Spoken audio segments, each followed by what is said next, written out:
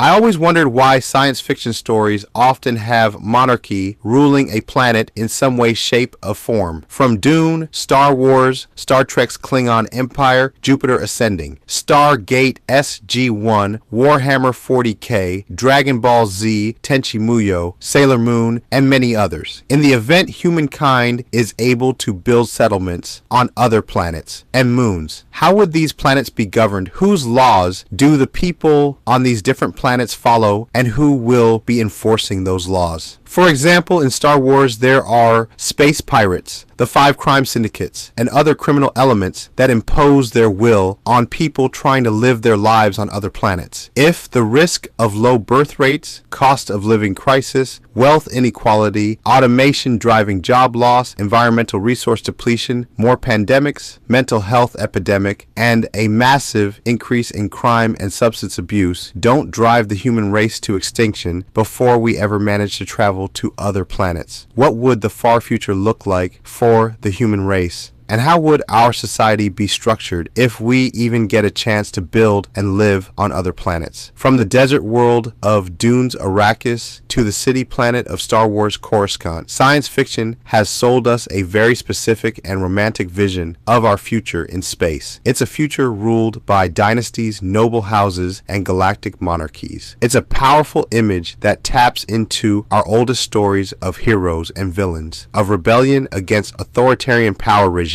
Science fiction stories manage to get the science and technology capabilities to live on other planets and moons, but could not develop a governing power other than monarchy. We've all been captivated by these epic tales of galactic empires, but how will that actually work? Some of the advantages of having one ruling family acting as a monarchy, controlling a whole planet like Jupiter Ascending, King Vegeta in Dragon Ball Z, or even Frieza ruling a whole galaxy, is that in a crisis decisive action can be taken. Leaders can enact a long-term visions that can take multiple generations to complete. The whole planet can have a singular cultural identity and or shared heritage. The disadvantages to having one ruling person or a family are too numerous to count with internal fights when deciding on an heir to be the next person to rule the planet. Also, having extreme centralization of power leads to corruption and opens the planet to a single point of failure due to assassination or illness, which can throw the whole planet or galaxy into chaos. The monarchy can get greedy and require more taxes, which can cause economic stagnation and form monopolies for their close friends and family members. Also, a lack of accountability for the ruling class with no legal mechanism to stop corruption and immoral actions. For example, Emperor Palpatine was one man who ruled over the whole galaxy. Under his rule, the galaxy was riddled with corruption. Also, when Emperor Palpatine died, he had no clear successor, and he had intentionally designed the government to be unrunnable by anyone else. This led to the immediate fracturing of the Imperial fleet into warring warlord factions. The entire galaxy was thrown into decades of civil war because there was no constitutional mechanism for the transfer of power.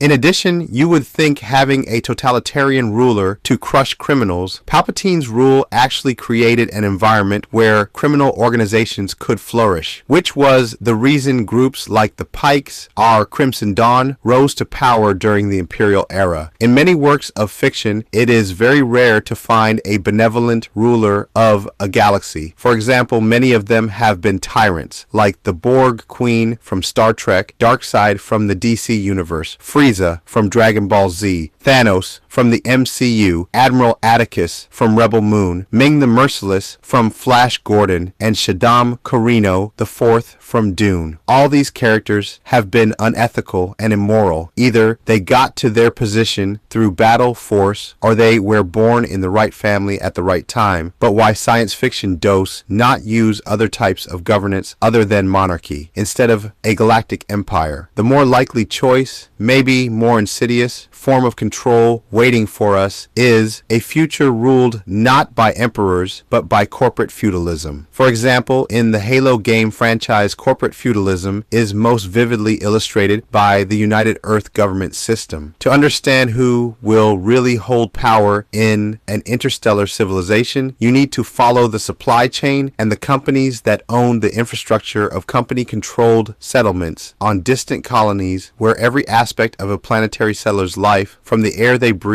to the hab units they slept in. Space colonies aren't self-sufficient gardens. They are profoundly hostile environments defined by extreme scarcity where life is a constant technological fight against the void. In that struggle, power doesn't come from a noble bloodline. It comes from controlling the supply chain that people depend on to survive. You have Emperor Palpatine as the personification of evil, and you have the noble house Atreides, a symbol of righteous leadership. This structure simplifies complex politics for a story, creating easily understandable conflicts of succession, betrayal, and dynastic wars. It's simply easier to write a story about a princess saving the galaxy, like in Jupiter Ascending or Sailor Moon, than writing about navigating the more complexities of governing multiple planets. You have to explain how they maintain enough oxygen for everyone to breathe, where they get the fuel to power and propel their spacecrafts, and how do they shield themselves from the relentless cosmic radiation. Cosmic radiation is a form of high-energy ionizing radiation that originates from the sun and distant galaxies. When these particles strike the human body, they act like microscopic cannonballs, tearing through cellular structures and physically break down strands of your DNA, potentially altering the fundamental building blocks of life. If humanity reaches the milestone of establishing permanent settlements on extraterrestrial bodies, a critical question arises. Which governing architectures will be responsible for the equitable distribution of life-sustaining essentials like atmospheric oxygen, potable water, and caloric intake? Throughout human history, there have been many defined forms of rule and power, which are monarchy, a system of government where a single person, such as a king or queen, serves as the head of state, often for life and by hereditary right. Dictatorship, a form of government in which one person or a small group possesses absolute power without effective constitutional limitations. Authoritarianism and totalitarianism. Authoritarianism favors blind submission to authority and the rejection of individual freedom, while totalitarianism takes this further by attempting to control every aspect of public and private life. Oligarchy or corporate feudalism, a power structure in which a small group of people, often distinguished by wealth, or corporations exercising total control over a country. Aristocracy, a government ruled by a small privileged social class, typically composed of people thought to be the best or most qualified by birth or title. Plutocracy, a society that is ruled or controlled by its wealthiest citizens. Theocracy, a system of government in which priests or religious leaders rule in the name of God or a higher power. Stratocracy, a form of military government in which the state and the military are traditionally the same entity and government positions are held by military leaders. Technocracy, a system of governance where decision makers are selected based on their technical expertise and scientific knowledge rather than political affiliation. Communism and socialism. Socialism is an economic and political system where the community or state owns the means of production, while communism is a more specific stage aimed at creating a classless, stateless society with common ownership of all property. Anarchy, the state of a society being freely constituted without any enforced government or centralized authority. As we look toward the stars, these historical blueprints warn us that without a fundamental evolution in our social consciousness, we are destined to export our oldest failings to new worlds, turning the dystopian warnings of science fiction into our future reality. The annals of human history are scarred by the wreckage of failed ideologies, monuments to absolute power that exacted a staggering cost in human life. As we stand on the precipice of interstellar expansion, we face a sobering truth. If we do not undergo a fundamental evolution of the collective soul, we will merely transplant our oldest sins onto new worlds. Without a conscious effort toward societal growth, the stars will not be our sanctuary, but a grander stage for the same dystopian tragedies we have spent centuries trying to escape. The corrupting influence of absolute power, the burden of leadership, the struggle for freedom. When we watch Luke Skywalker confront the Emperor, we're not just watching a space battle. These fictional empires operate on principles that just don't apply to the realities of interstellar colonization. In Star Wars alone, the Republic, Jedi Order, and Empire was not able to do anything to stop the many organized crime groups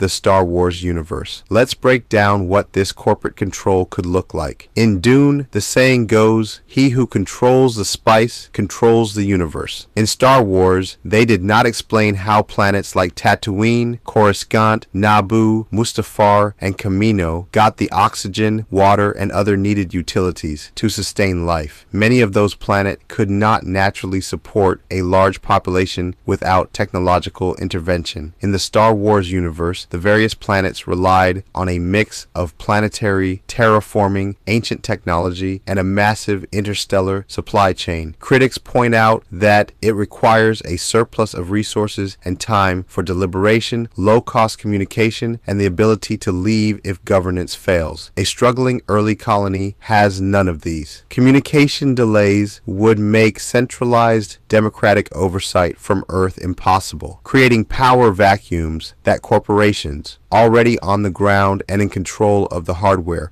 would be perfectly positioned to control and surveillance. Now, this doesn't guarantee a future that looks like a single monolithic evil corp from a cyberpunk novel. The reality could be more complex and perhaps bleaker. Some governance research suggests that out of sheer necessity, small to medium-sized colonies are most likely to develop authoritarian models. The constant crisis of survival simply demands rigid structure. We might see a form of militarized authoritarianism. For example, in the Halo universe, under the unified Earth government, life was defined by the cold hum of surveillance drones and the constant rhythmic chime of biometric scanners at every transit hub. As the Human Covenant war spread, the transition to the United Nations Space Command UNSC martial law replaced distant political bureaucrats with the heavy echoing tread of armored boots and the silent imposing. The administration prioritized the inner colony elites while neglecting the outer worlds, which was deprived of resources. For the average civilian, the mantle of responsibility felt less like a noble calling and more like a permanent state of emergency. The common thread in all these plausible scenarios is the absence of traditional rights-based democracy as we know it. The harsh environmental constraints and the inability for settlers to just leave mean that settler voice is suppressed and top-down control becomes the default for survival. All of this is happening